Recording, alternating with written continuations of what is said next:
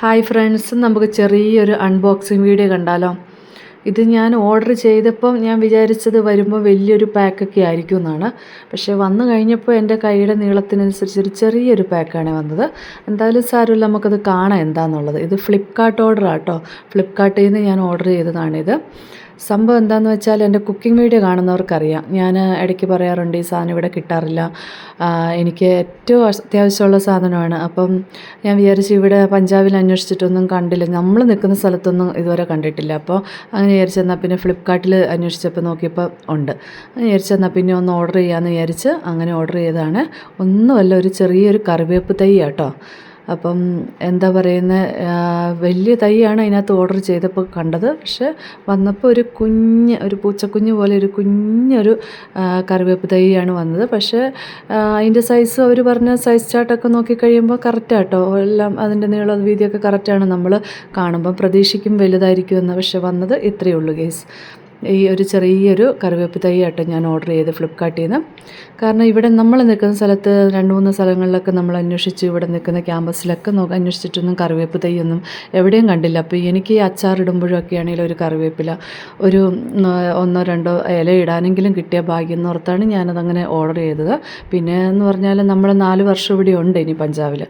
അപ്പോഴേക്കും 1 വർഷമൊക്കെ ആകുമ്പോഴേക്കും ഇതാവുമെന്ന് വിശ്വസിക്കുന്നു. പിന്നെ ഇതിന് എന്തൊക്കെ വളമിടണം, എങ്ങനെയൊക്കെ നോക്കണം എന്നൊക്കെ ഒന്ന്, കറിവേപ്പിന് പറ്റിയ ഏറ്റവും നല്ല യോജിച്ച വളം ഏതാണെന്നൊന്ന് കമൻറ്റ് ചെയ്യണേ അറിയാവുന്നവർ. എനിക്കിവിടെ കിട്ടുവാണെങ്കിൽ ഞാൻ മേടിച്ച് ഇട്ട് ഇതിനെ ഒന്ന് വലിയൊരു തൈ ആക്കണമെന്ന് ആഗ്രഹം പോകുന്നതിന് മുന്നേ. ഇതിന് വേണ്ടിയിട്ട് ഞാൻ ചെറിയൊരു പ്ലാന്റ് പോട്ടൊക്കെ വാങ്ങി. കാരണം ഇവിടുത്തെ മണ്ണൊക്കെ കൊള്ളൂല. എന്നാലും നമ്മൾ വേറൊരു സ്ഥലത്തൊക്കെ പോയി ഇതുപോലത്തെ മണ്ണൊക്കെ, ഇവിടെ ഫുള്ള് പൂഴിയാണ് ഇവിടുത്തെ മണ്ണൽ. ഈ രാജസ്ഥാൻ ബോർഡറിലായതുകൊണ്ട് പൂഴിയാണ് ഇവിടെ കിട്ടുന്നത്. പൂഴിയും മണ്ണും എല്ലാം കൂടെ മിക്സ് ചെയ്ത മണ്ണ് നമുക്ക് കുറച്ച് കിട്ടി. അങ്ങനെ ഒരു ചെറിയൊരു പ്ലാന്റ് പോട്ട് വാങ്ങിയിരുന്നു. അതിനകത്തോട്ട് ഇതിന് നട്ട് വെള്ളമൊക്കെ ഒഴിച്ച് പരിപാലിക്കാമെന്ന് വിചാരിച്ചു. എനിക്ക് ഭയങ്കര ആഗ്രഹമാണ് പോകുന്നതിന് മുന്നേ, പോകുന്നതിന് മുമ്പ് നല്ലൊരു വലിയൊരു തെയ്യായിട്ടത് കാണണമെന്ന്. ഇപ്പോൾ കാണുമ്പോൾ എനിക്കതിനോട് തന്നെ ഒരു ഓമനത്വം തോന്നിയ ഒരു ഫീലിങ്സ് ആട്ടോ. സത്യം പറഞ്ഞാൽ എനിക്ക് ആ തൈ കാണുമ്പോൾ ഒരു നല്ലൊരു സ്നേഹം തോന്നും കേട്ടോ അതിനോട്. അപ്പം അങ്ങനെ അത് കഴിഞ്ഞിട്ട് നമ്മളിങ്ങനെ ഓർഡർ ചെയ്ത കാര്യമൊക്കെ നമ്മളിങ്ങനെ ഇവിടെയല്ല അവിടെ വേറെ സ്ഥലത്ത് ഇങ്ങനെ പറഞ്ഞപ്പോൾ അവർ പറഞ്ഞു അവിടെ തൈ ഉണ്ടെന്നും പറഞ്ഞ് അങ്ങനെ അവിടെ നിന്ന് ഒരു തൈ നമുക്ക് കിട്ടി കേട്ടോ. ഇതാണത്.